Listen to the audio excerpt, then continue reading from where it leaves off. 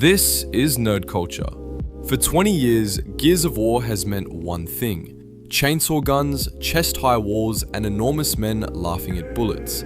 It is the loudest power fantasy in gaming, so it's genuinely shocking that its next game is throwing almost all of that away to become something Gears has never been. Actually frightening. E-Day is set on the day humanity lost everything, and it's quietly turning a franchise about being unstoppable into a game about being hunted. By the end of this, I'll show you why that's a massive gamble. So let's get into it. Because Gears and fear have never really gone together.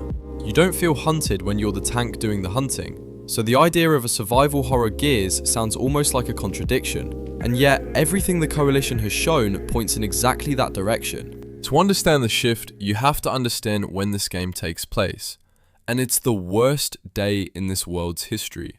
E-Day is set 14 years before the very first Gears of War, on Emergence Day itself.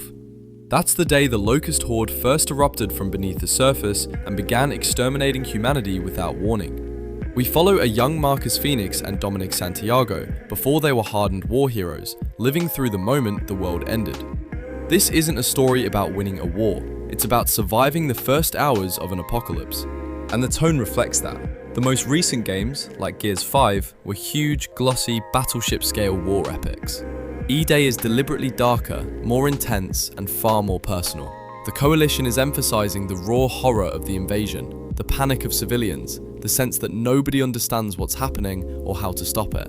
You're not a squad rolling in to save the day, you're a person watching monsters pour out of the ground.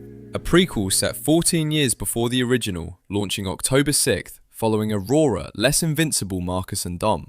Every piece of that setup is designed to strip away the confidence the series is famous for. And the enemy is being reframed too. The Locusts used to be an army you outgunned. Now they're something closer to a horror movie.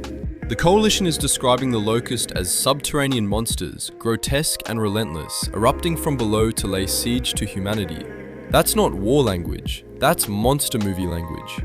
And the story trailer teased a brand new Locust leader, not the familiar General Ram, but an unknown threat who reportedly prefers to get up close and personal.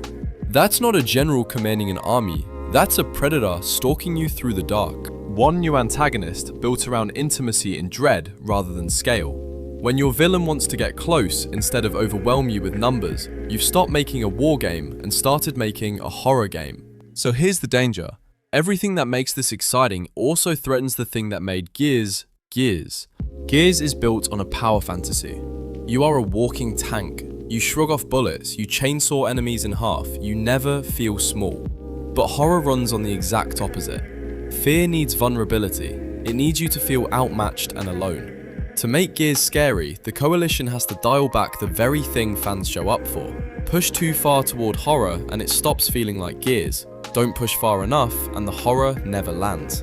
That's a knife's edge. Line them up and you're almost looking at two different franchises. One is about domination, the other is about desperation.